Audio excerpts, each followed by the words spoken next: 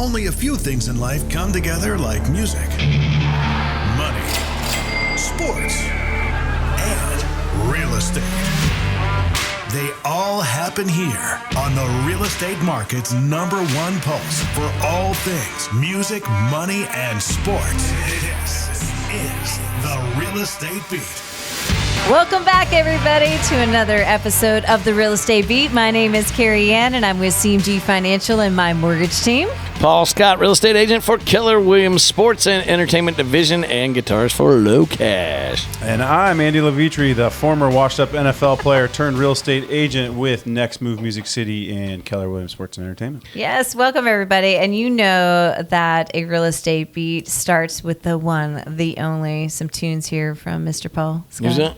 Oh, that's me. You. That's me. That's Sorry, you. Paul. What are we singing today, my friend? I feel it's very Kelly Clarkson-like. We love her. We should totally have her on the show. I think Kelly should be a guest on our show. She should sing on our show. I'll get right on it. I have had the opportunity to play many. Actually, it was during COVID. Oh, yeah? That her drummer Lester Estelle and I did these virtual events. We did virtual shows for people during COVID. So I love it. I'm 1 degree away from having Kelly on the show. We'll see. Too funny. Well, so good. I felt like we should always just have a little something, and you are such a talent. So. I'm just throwing some things out there. You know, usually I don't know what I'm going to do until I get here, and then we figure it out. Sometimes I've done the song before, sometimes I haven't. Well, we're grateful for you. What do you got today? But so a lot of times out on the road, I like to bring back nuggets from artists that we've toured with along the way. Billy Currington is such a good one. A great guy, and you know, we've done over 60 different shows with Billy over the years. He's got those curls. Wow. He's got them curls. He's got them curls. That's what curls for girls. That's what he says.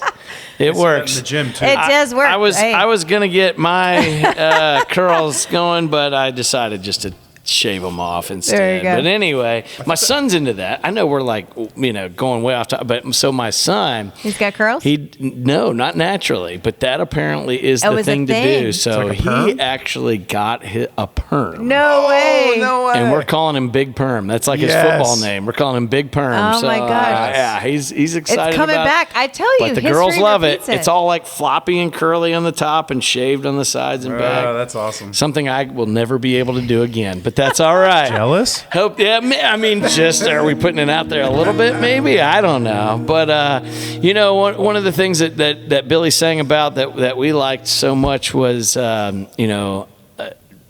For real estate, I'm stumbling over my words here, was, you know, good directions. Yes. And I think that's part of what we try to do as agents and lenders is advise people. That's it. Provide and give them good directions, you know.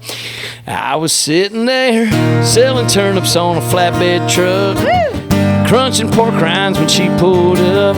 She had to be thinking, is this where rednecks come from? She had Hollywood written on her plate. She was lost and looking for the interstate, needing directions, and I was the man for the job. I told her way up yonder past the caution light, there's a little country store and an old Coke sign. You gotta stop and ask Miss Belle for some of her sweet tea. Then I left, I'll take you to the interstate, put a right, we'll put you right back here to me. Sitting there, thinking about her pretty face, kicking myself for not catching her name. I threw my hat and thought, if it could have been love. I knew my old Ford couldn't run her down. She probably didn't like me anyhow. So I watched her disappear into a cloud of dust. I told her way up yonder past the caution light, there's a little country store and an old Coke sign. Gotta step in and ask Miss Belle for some of her sweet tea. Then I left, I'll take you to the interstate, put a right, we'll take you right back here to me. Is this Georgia heat playing tricks on me, or am I really seeing what I think I see? The woman of my dreams is coming back to me. Back to me. She went way up yonder on the caution light. Don't know why, but something felt right when she stopped on in and asked Miss Bell for her sweet tea. Mama gave her a big old glass and sent her right back here to me. Thank God for good direction. Good direction, yes. And real estate agents and lenders and all the people involved that make it all happen. Love it. Look And at turnip you. greens, yes. And turnip Greens. grains. That was so good. Yes, so direction and clear direction and good direction is so key. Kind of navigating through this process, right? Yes. I mean, so many people think it's just an easy process, which it is. So many people, we hear the flip side that it's overwhelming, it's frustrating. It doesn't have to be, right? There's really just step 1, step 2, step 3. As G.I. Joe said, knowing is half the battle. It really is. Yes. I mean, Yeah. I think it's beneficial to have people like us, have lenders, have real estate agents there to help you through those, times to understand what they're about to do. Yeah. And kind of walk them through those steps and make it easier for the buyer or seller to know what they're getting into, so there's no surprises. Totally. We hear, what are the surprises? I like to back into every problem and have a solution for all those. Put it in right? reverse. Yeah. I think it's really important, right? So already know that possibly this could come up or that could come up. So you're already ready. There's no surprises. I think that's a big thing that so many people experience. Are like, but I didn't know. Yeah, and I think that is probably the most widely used question when people don't do the education up front. Yeah. And I think if you have an agent that's just jumping in where you're at, that's great to meet people where they're at, but Sure. they also have a duty. This goes for your lenders too. They also have a duty to kind of reel you back in a little bit and go, that's awesome. I can't wait to show you that house, or I can't wait to get Right. you approved for that amount or whatever. Let's step it back a little bit, take a look at where you're coming from and gather the info and then walk them through what the process kind of looks like. Yeah. at I had the a same client time. the other day, super excited to do something in 2024. Oh, that's right? amazing. That's a good 2024. client. Awesome, Yeah. right? I said, well, let's walk you through what you possibly will have happen if you don't think 2 steps ahead. So they were going to plan to sell their house, pay all their debt off, and prep themselves to save and kind of get regrouped and reorganized for future, right? To kind of a couple steps back to go so many steps forward. Well, I referenced to them, if I need to teach you that if you go pay everything off, your credit could kind of just die Right. on the vine, right? And that's not a good thing either. So kind of giving them the guidance. So the clear direction is key. Well, and that same direction for us, I have a lot of planners, and I do love planners, Yeah. and that works out great. I like it when we get to be part of the plan. So one of the ways to really look at that is if I'm buying a house right now that's $500,000 and yes, and interest rate is X, whatever. If you wait till next year, we don't have a crystal ball. We don't know what that house is going to look like next year. So are you really saving money by waiting when we can know what the house, we still in Nashville, we still have an inventory shortage. So even though, yes, prices have come down, it's not like they're going rock bottom 5 years ago prices. Exactly. Correct. So, and there's still equity to be had in a home, and you're still going to make money and going forward.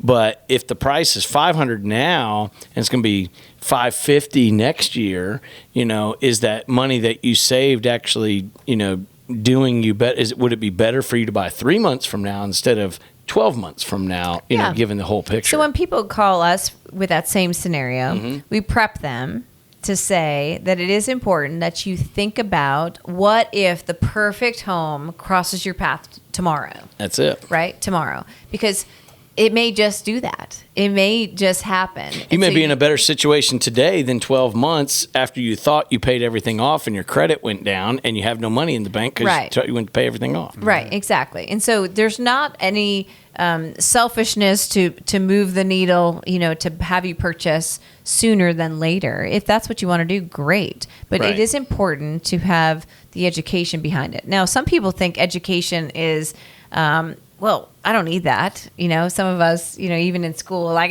it's fine. I know all the things, right? And so many, because lending is just what it's been for so long, I know all the things. Everybody knows all the things. Well, it is important to know that there are proper steps, right? And when we talk about clear direction, I think it's great if we want to walk through the whole process. Let's do it. Just exactly step by step, because I don't think we've ever navigated through that before. All right, let's play some roles here. All right. I'm going to be the new buyer. Who are you going to be? I'm going to be this new buyer that calls you up. All right, and Andy's going to be the agent. Andy's going to be the agent. Okay. We got it. And got our roles. CareyAnn's gonna get me a pre-approved for something. I don't know what it is. Yeah. All right. So, ring. Okay, this sounds like script practice. Sorry. Anyway, too much like it. Too much. Yeah. No, but all right. So, CareyAnn, I want to buy a house. Somebody sent me your way. And I got a little bit of money. I've saved a little bit. I've got, probably about a 670 credit score. I want to buy a house. What do I do? Okay. So we definitely want to just break it down and start with step one, which is asking lots of questions. So I'm going to, my friend, what's your name? So I got to take a test. My name's Jim. Jim. Yes. Jim. Okay. Oh, Hey, I know Jim. somebody named Jim. And He's in the room with us My today. full name is Jim Patterson, in case you needed to know what my name is. We got a in full. Patterson in the room with That's us right. today, Yeah. too. Too funny. I love it. Okay. So, Mr. Jim Patterson, it is so great to meet you. But we want to ask lots of questions. The more questions I can ask, the more information I have to kind of navigate us through the best strategy to get you into this house that you so want to purchase. Again, it does make sense to purchase today versus rent, because the rents are kind of moving in a forward direction. High. Yeah, exactly. So we're going to ask you all the questions. So what questions are we going to ask you? We're going to ask you what has happened in the last 2 years of your housing and or your income. So they're going to say, where have you lived in the last 2 years? Where have you worked in the last 2 years? Now, some folks have only worked one place. Some folks have worked 10 places. Some folks have just changed jobs completely, some industries completely, who maybe are moving to town with a brand new. Now, if you're watching this, most likely you're in real estate and or in sports. And so you just got a new contract, or you maybe are now playing with a new band, all the things, right? And so we're going to ask you all of those questions. We're going to ask you kind of, what do you show for your checking and savings? Is that money in, money out for bills within your checking? Do you have any reserves within your savings? Right? We're going to kind of navigate through that, and we're going to talk about your credit.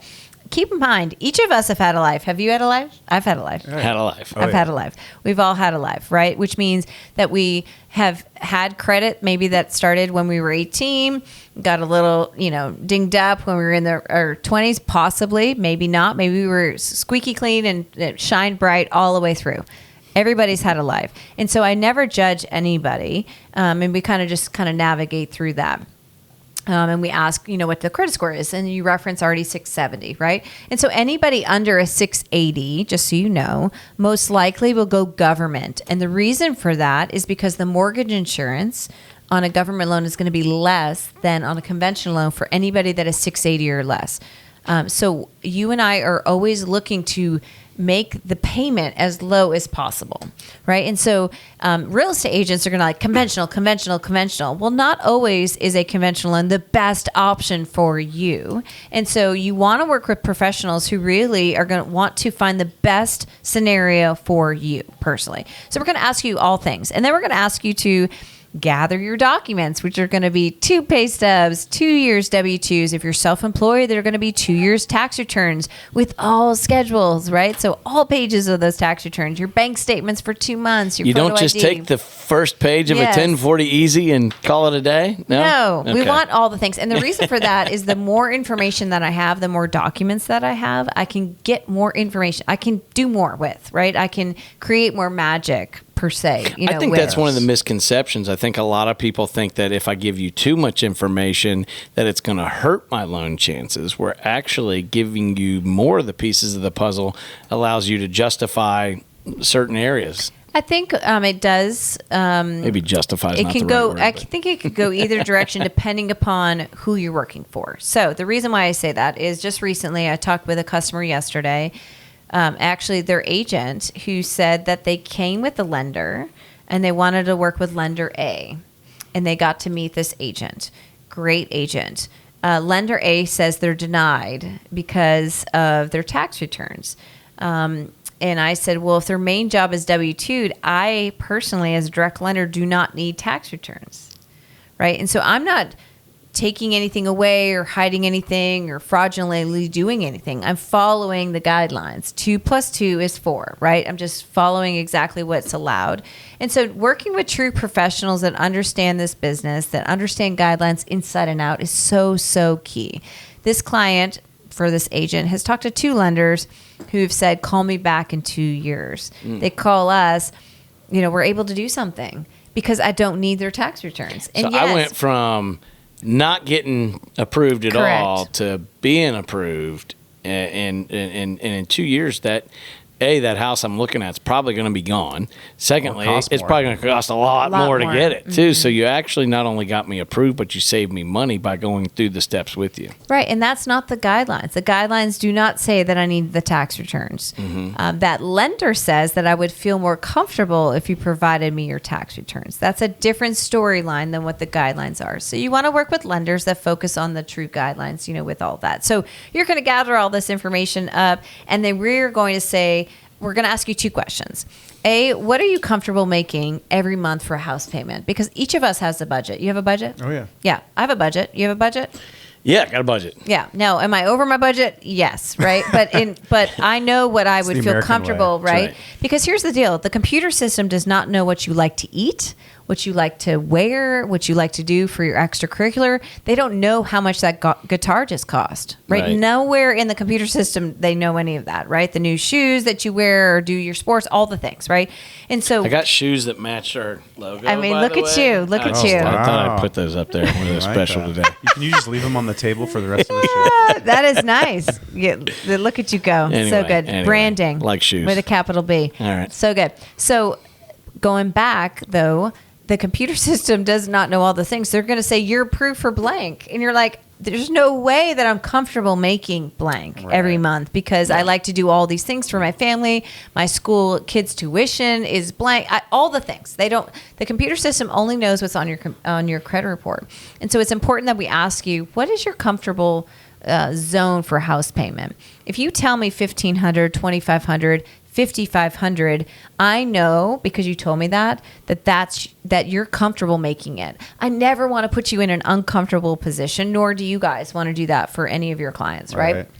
So we're always going to back into comfort. And then how much would you like to bring to the table? Again, you may have $20,000, $50,000, $5,000, whatever it is. You may not want to exhaust all of the dollars that you have for a home either. Right. So a lot of loan officers say, because you have A, that means I can use A. That doesn't mean that that's what you want to use, right? So we want to back into those 2 questions as well, and kind of navigate through that. And I'm going to say, hey, I love you so much. I forgot your name already. It's Jim Patterson. Yes, tried to make it as easily as possible. I'm like, I am terrible. I'm already fired because I forgot your name already. Mr. Patterson. Yeah. This has been so nice to get to meet you. We want to pre-approve you today. And move you in the direction of approval, which only takes a few more days if you're able to gather all the documents that we spoke about for blank price, right? And so I think that's important. And then we talk to agent A or B, and sometimes you're going to get a great team, which is A and B, right? That's right. Which is the 2 of you. And well, in this case, he's only the real estate agent, right? Yeah.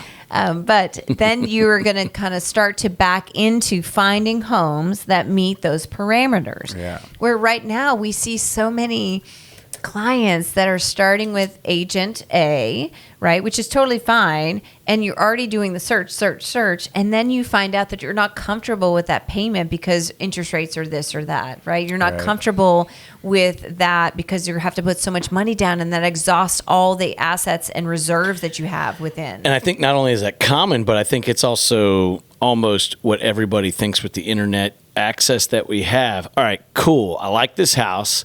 Let me go find an agent who can get me in this house. Right. I know how much I make a month. I know how much I'm comfortable with.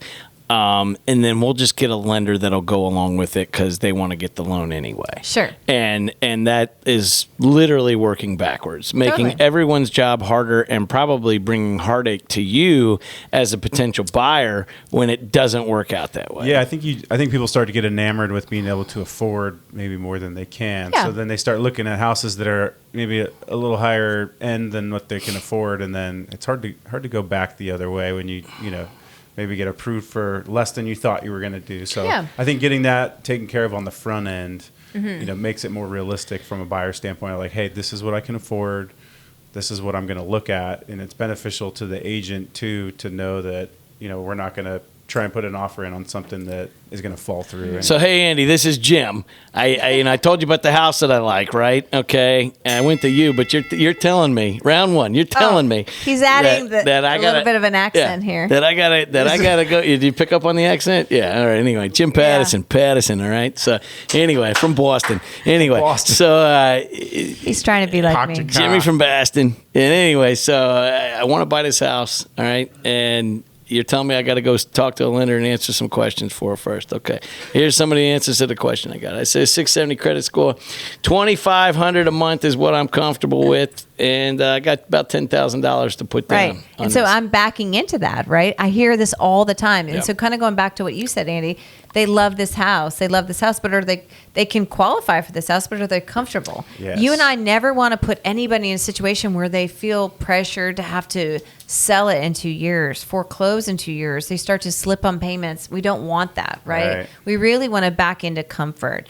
And the hardest part is when you and I fall in love, it's crushing us is the worst thing ever. And so you're just going to try to keep up with the Joneses, keep up, right? You're just going to, yes, I'm just going to do it just because I don't want to look bad in front of anybody or, or myself or all the things. And then that's just not a comfortable place for you. So really lead with confidence when it comes to that comfort zone. I think that's super key. So my friend from New England, I love you dearly, which I've dealt with many of you. I'm actually, my mom, she was hired and fired because of her accent that one day. I love her dearly. So that is perfect, right? So we're going to back in. And sometimes we're going to talk about, hey, that payment is a lot lower than the price point of the home that you're looking at. Mm-hmm. So are you open to the idea of walking into utilizing a buy down concept, maybe lessening your down payment, using some of that cash to kind of buy down that interest rate? So we're walking into maybe a situation where you're really comfortable for 2 years, and then we know that the rates, what goes up will come down, and maybe you can refinance at that point, right? And so it's providing you that comfort. But let's just say that everything's magical in our very unicorn-like world that we're in with our very Yankee individual here. Thank you. And then you, Andy, find him the perfect house. Okay, so now you're going to ask me for something. What are you going to ask me for when you want to write a contract? For a buyer rep agreement. Mm-hmm. Okay, so you're going to ask them for a buyer rep agreement, which is what? What is a buyer rep agreement?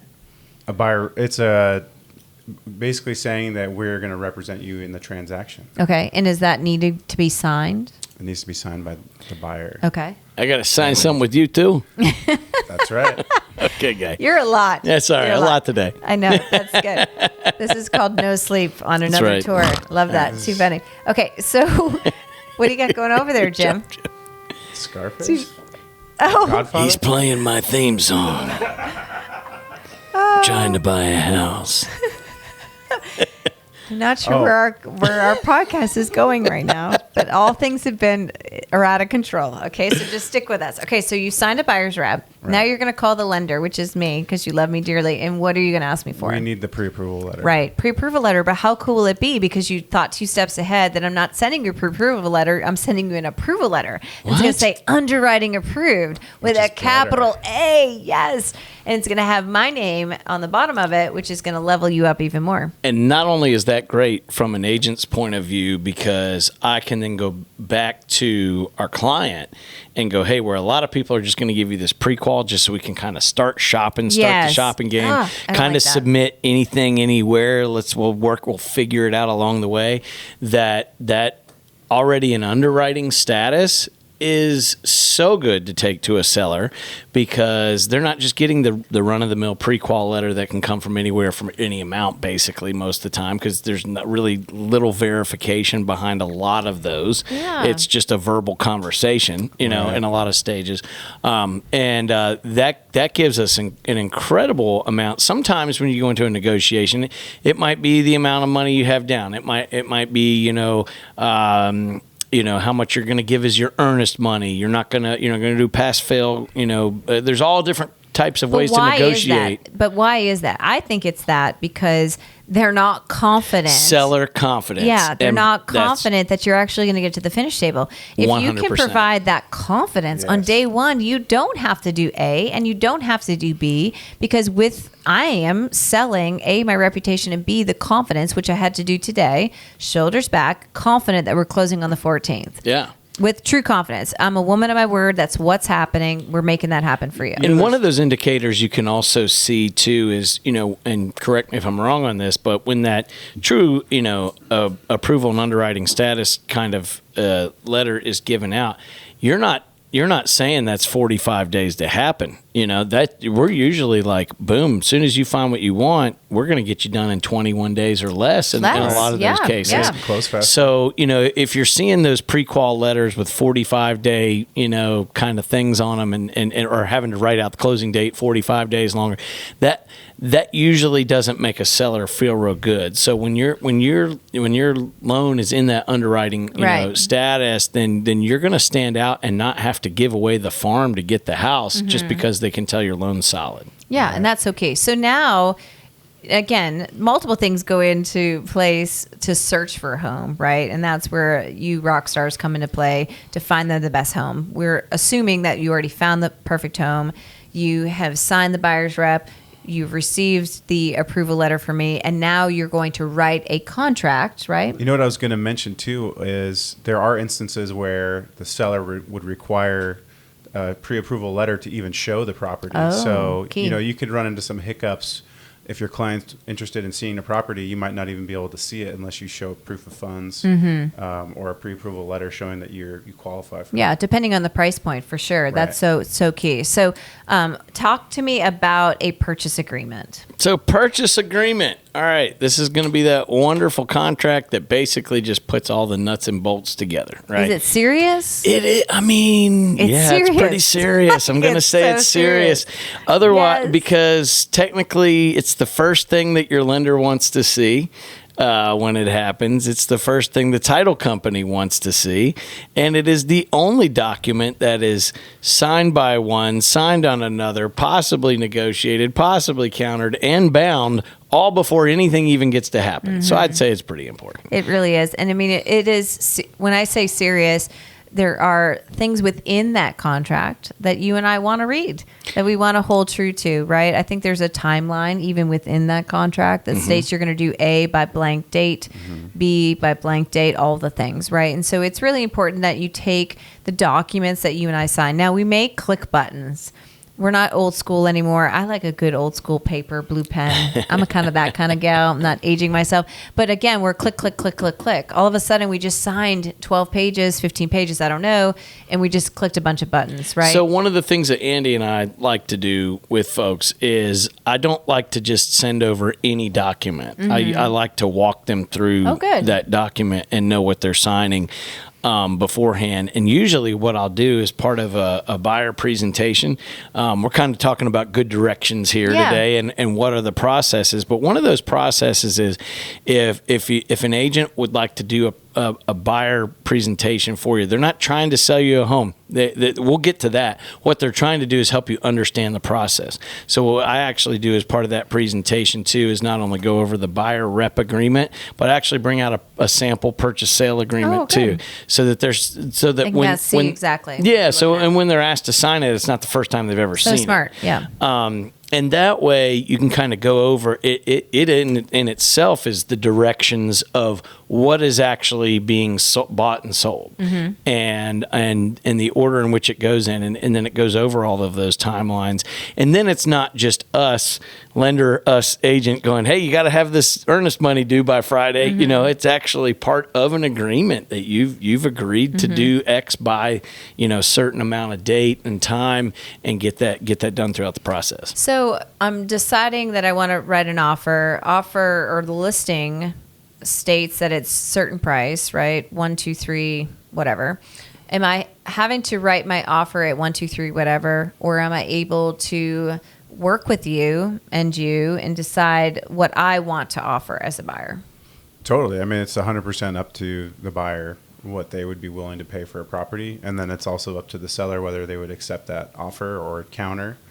And then you could have some negotiations. Sometimes no negotiations, but ideally, you would end up from a buyer standpoint, you would hope that they would accept your first price, but just be willing to negotiate if it gets to that point. Yeah. And it comes down to a couple other things too. Obviously what the pre-approval rate is, that they've been, approved for to be able to go in and purchase. But then we've got that wonderful appraisal portion of things. Yes. Is the house going to be worth, Right. what we offered for it too. That's true. And that comes kind of a little bit later in the process. Right. So I put my offer out there. Maybe they counter back, like you referenced, could be. And let's say they accept all. Now, understand within that contract, you are negotiating a couple different things, I think, right? Actually, you're negotiating lots of things.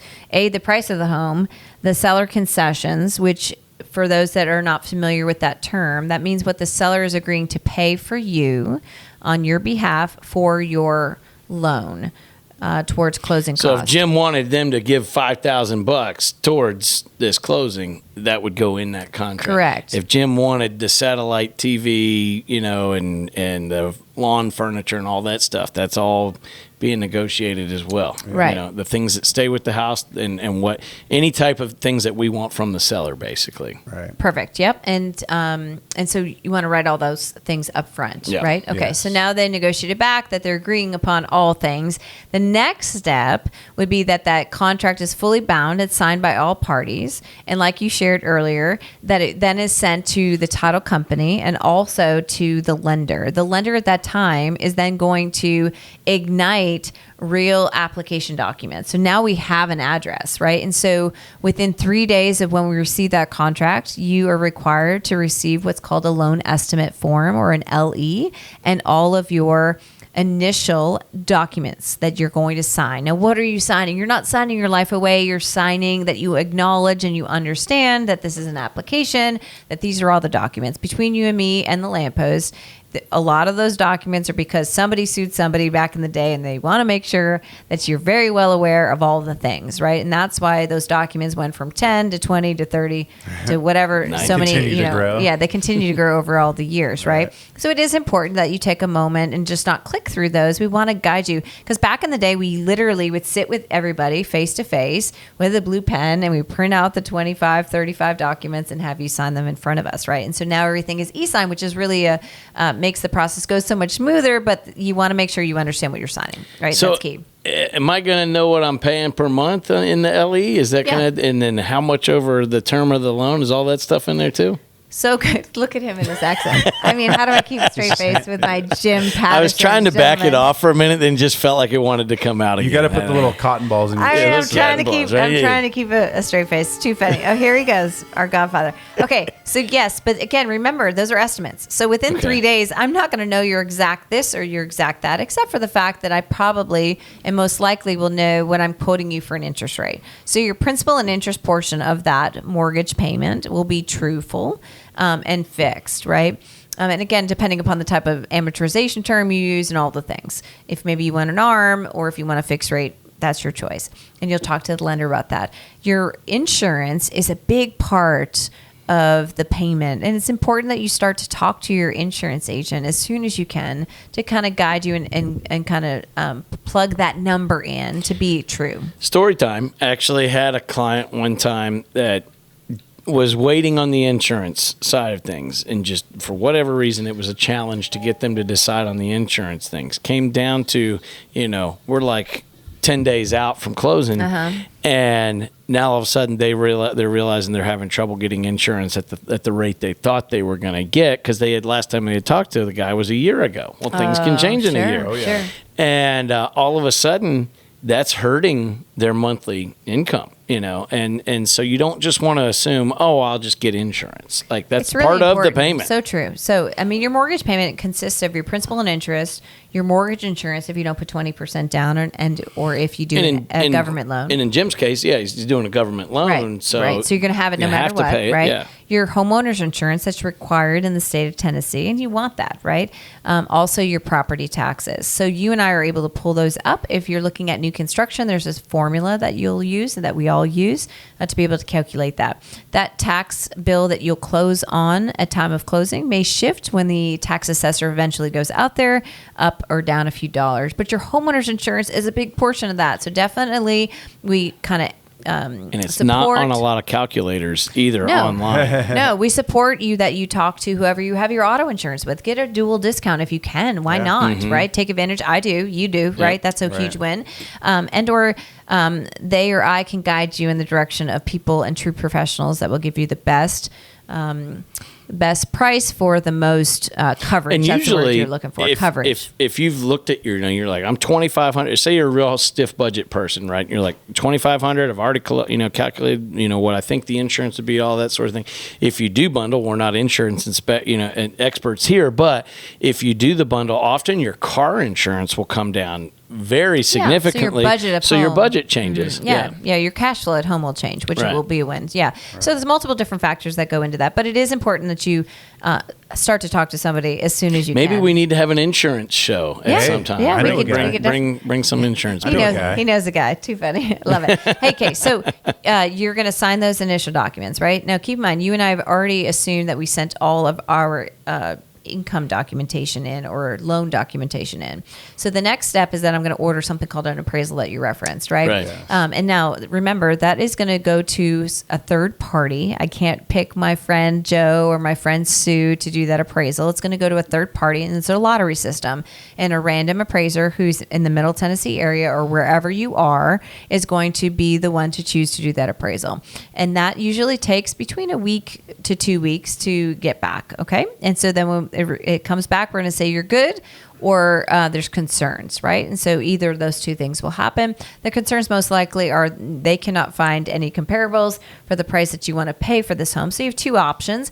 A, you can still pay for that home at a lower value, which means you have to pay the difference of the value to purchase price plus the down payment that you already agreed to pay initially. So those are your options. Or you can have these two amazing individuals here renegotiate the price for you to come down to the value. And a lot of times in that negotiation, there will be a let's meet in the middle type thing. The seller a lot of times will feel devalued that, that appraiser wasn't right, yada, yada.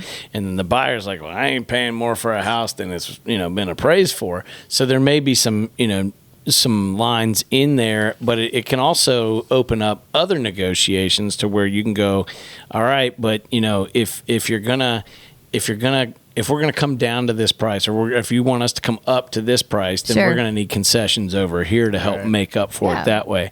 So it's not always necessarily a bad thing if the house doesn't appraise, but there are ways to work around it. A lot of times it can be an advantage to a buyer if it doesn't in some way, but if it does, it just keeps the whole process running smooth. I remember when I bought my house didn't appraise, and I'm very grateful that I still bought my house because my house is appraised for a lot more today, now, than it was before. So it just depends upon if this is the house for you and if it makes sense. And true lenders and great lenders will shift the loan to value from the back side to the front side and kind of navigate and work with you if it makes sense. So the other thing that they're going to do is we're going to work closely with a title company. And that title company, and there's some amazing ones out there, they're going to do title searches. What's a title company do? Yeah. They're going to do title searches. They're going to see. Now Jim just moved to the South. I'm very sorry. I don't know why he did all over. He is all over. I feel like it's a Lifetime movie here. There's a lot of personalities happening. Yes. Too funny. So the title company is then going to do a true title search. And so they're going to see if there's clear title over a period of time. And that's important for you and I. We want to know that nobody's put a lien out against that property, right? Now, I will tell you that I am just your just your average gal, and that has seen so many different things on her own personal properties because I have been in business with this person or that person. You just never know what is going to show up on your title.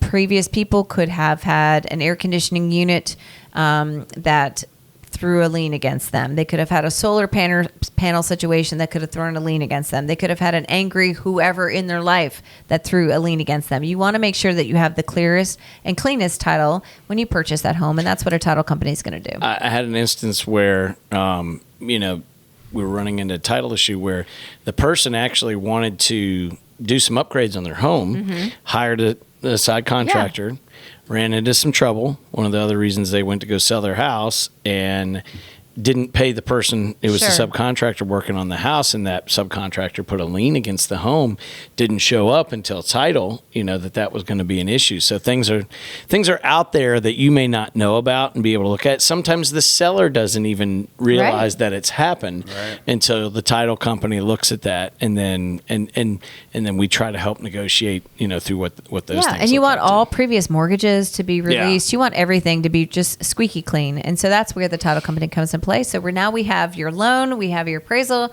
we have your clear title, and now we're working towards a true final, what they call a clear to close, or a CTC.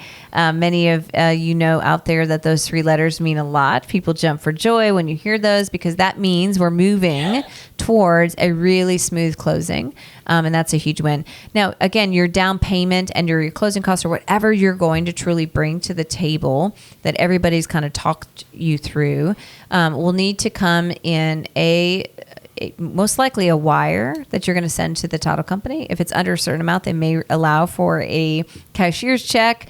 Most likely not an actual personal check. They don't allow for that anymore. But you're going to want to navigate through exactly how the cash to close is going to be coming through. And there is something called wire fraud out there, so it's really important that you kind of navigate sign through that that form too. I think that was picking up a little bit during the COVID times. Yeah, there's some crazy people that try to pretend to be this person and that person, and you work with true professionals at this panel, and nothing against anybody else, but if they don't have a authentic Gmail or whatever the terminology is, there's some things that are way above my head. They can pretend to be Andy with a different spelling of his last name and tell you to wire the money over here, right? Or they could be, Mr. Jim Patterson. Or CareyAnn with the wrong spelling of Carey, right? It's really important anytime somebody tells you to move money that you get that truly from us, the lender, and or the title company. And they're normally going to verbally talk you through that and then send you exactly what's needed. And so they'll walk you through that to make sure that it is done the right way. Yeah, I've always been told to, instead of looking at the document with the contact information, is to look it up yourself from, like a Google search of the company, make the phone call, contact the right person that is going to be handling the wire, touch base with them, make sure the wiring instructions are correct so that you can avoid situations like that. We've seen it. It's so sad where they're wiring, $10,000 to $50,000 to over $100,000 to somebody else, across seas, and you don't want to do that at all. So that is something that we should talk about and be just open and make sure you're protected always. Yes. So, all right, I got this agent over here, Andy. He doesn't do all the stuff. I thought he did. That's why he got paid so much for being a real estate agent. I thought he handled all the stuff, the lending, the insurance, all this stuff. So if I got it right, I'm going to come to this CareyAnn gal over here, right? She's real nice. He almost said chick. I did. I caught myself a little bit. I'm not sure where he's going with this. I was like, Lord, listen to you. All right. So I get set up with my loan. I know what my budget is. And then we go shopping. We find a house. Yes. Once we find that house, you put the whole thing in a purchase sale agreement, right? That's right. Okay. We got that. They accepted that, and then he's going to tell you what we did, right? Mm-hmm. And then that's going to tell the title people what we're trying to do, and then we're going to get an insurance guy, right? Who's going to make sure it all works out. We got that covered, and then we're going to get this LE document that's going to come out a little bit so later, at the end, you're going to get what's called a closing disclosure, which is a CD. So that's going to come to you 3 days prior to and or sooner, but most likely within the law requires that you sign it 3 days prior to closing. So if you're closing on a Friday, that means that you need to receive it and sign it on a Tuesday. Okay. Is it possible that there used to be a situation where there wasn't 3 days and people were seeing documents at the table, for the first time? That's all changed, right? Yeah, it's all changed. And it's protecting the buyer, which gives you a lot of time to look at it. Now, the flip side to that is that document could possibly still not be balanced with the title company, which means that you may be closing really fast. The lender's not fully prepared. They don't have all the information from the title company yet. And so you're working closely with them. You're signing to basically kickstart the 3-day window to allow you the opportunity if you want. No one is ever forcing you and I to close on a home. Okay, so I want to make sure that's very clear. So you have the ability, because you signed it 3 days prior to still close on that home 3 days after. You want to make sure that you get that final CD because before you go into closing, that's going to tell you exactly what your final payment's going to be, most likely to include all things, which is your insurance and your taxes and everything, and then your true cash to close, which is a win. Now, I do want to backpedal just a quick second because this is speaking of an ideal situation. 99% of the time, you're not in that ideal situation. You are going to be in a situation where you did get pre-approved, right? You did send document A, B, and C in. Lender did not yet send to the underwriter because you are still doing all the things so quickly. This is just customary, right, in today's world. And so you may find, and this is where the frustration comes into play, and I think if we talk about it early and we bring it in open conversation, it'll bring some comfort to everybody.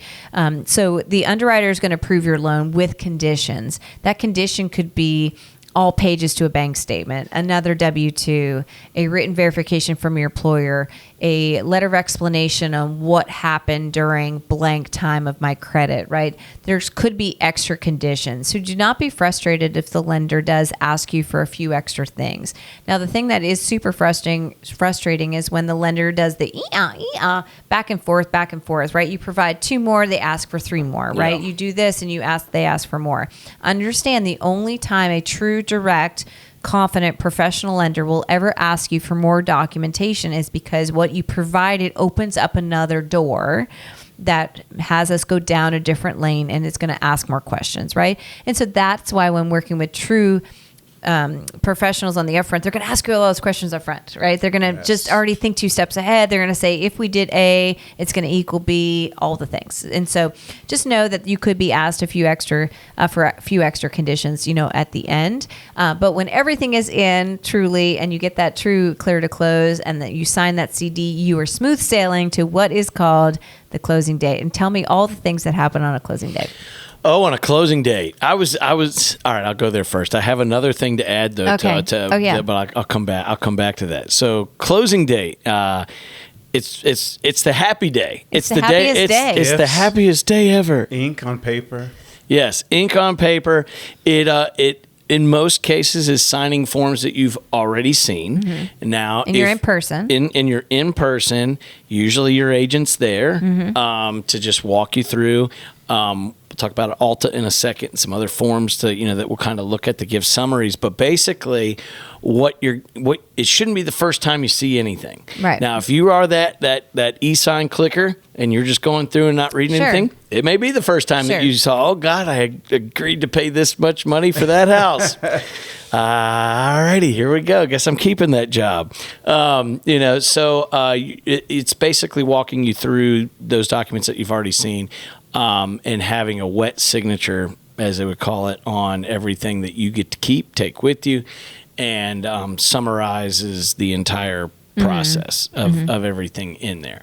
You will see your all of your payments that you're going to be making when that first one is. Yeah, usually with the financing side of things, that stack's a little bit thicker than the actual closing documents for the house itself. Right, exactly. To make sure that you know what you're signing, for sure. And then you'll exchange the money at that point, right? You do exchange the money. Mm-hmm. Yeah, the wire comes through. The title company a lot of times will facilitate that for you. If you've done your earnest money up front as part of the deal, you'll see where that gets.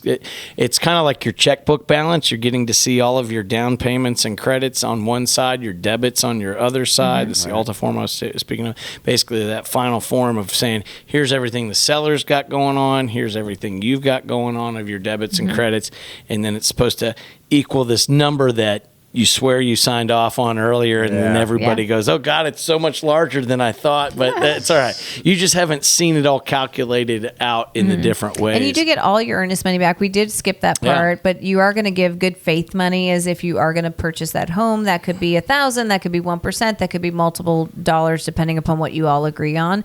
That money is truly credited back on that CD, or what he's referencing is maybe the Alta, to if it is source and season. So if the lender can source and season it, that will be on that document. If not, whoever you write it to will then give that back to you in a check form, just so you guys know. The other thing that we did forget to talk about, and we skipped over it because it is important that to make sure that you truly want that particular house that you're interested in, you do have a window of opportunity for inspections, right? Yeah, sure. You want to talk through really fast on that? Go for it, Andy. Yeah, I can tell you because I just had an experience myself. With his own house. I had to do a inspection period in like 6 days. I had like a pool inspection, termite inspection, a home inspection. What else did I do?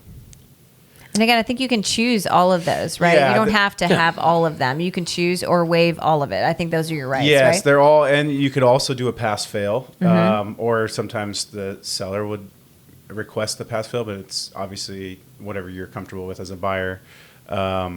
Just to do your due diligence to make sure that, if there's any issues that maybe arise from the home that may make you not want to purchase the home, that's the time to figure that out. Yeah, I mean, don't judge a book by its cover. We can make everything look really pretty, right? Yeah. I mean, it is important to have an individual get on his or her hands and knees to kind of dig through all the things to make sure that it is built the way that you want it to be. And maybe the home inspection's fine, but the pool inspection's poor. You then have the right to negotiate the contract at that time, right?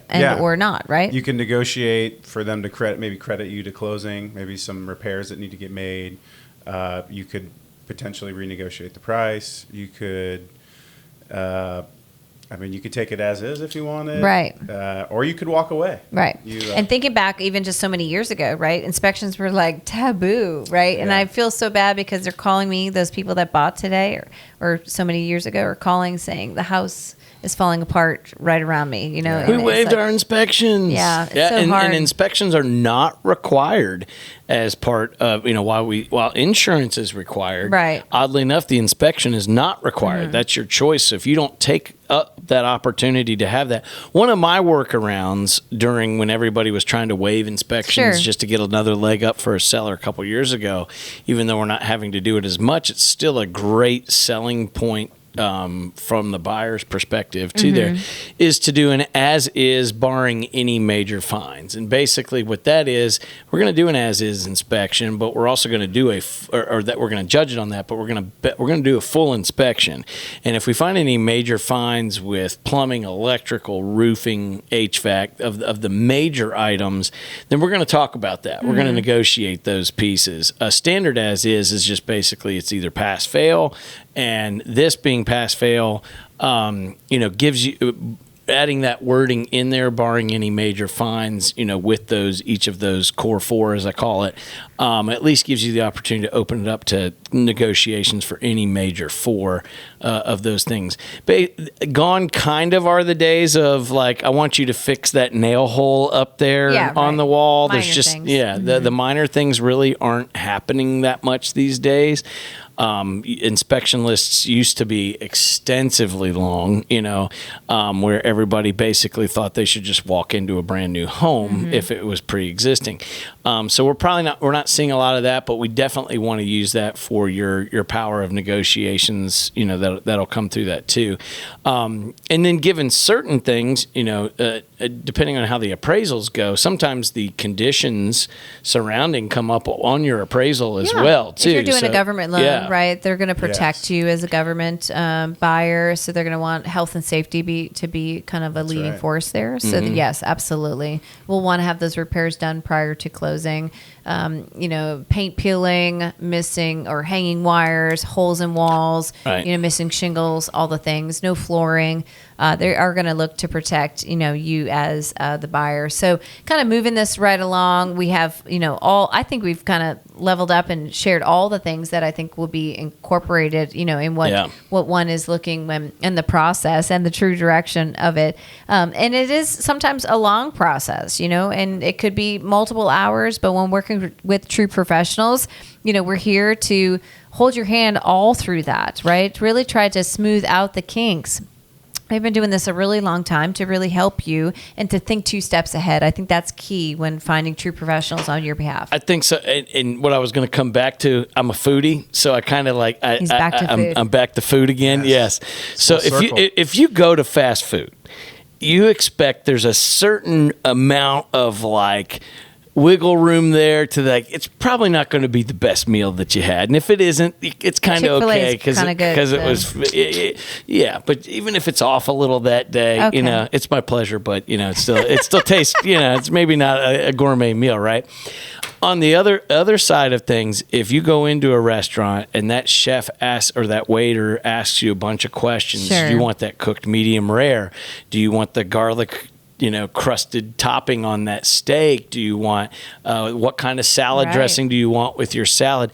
They're preparing a whole meal and experience for you to be on an upper level by asking you all the questions up front. Right. And Chick-fil-A, I want the number 6, boom, I'm done. Not a lot of questions, but you're also going to get sure. a bag number 6 sandwich number 6 versus a gourmet meal.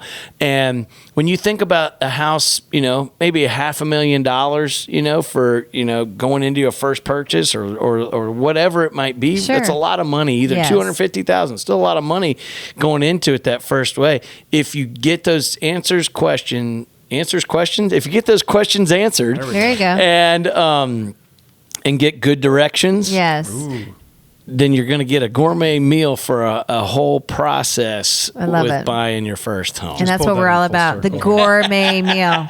We're about that. I love it. I'm hungry now. I think I'm going to become Drake's? a foodie. I don't know. Where Hey, are we going? I already so am. good. Where's the after party? We're hopeful that you got all the direction today. Grateful for you to be with us. Cannot wait to have you come back because you've been listening to The Real Estate Beat.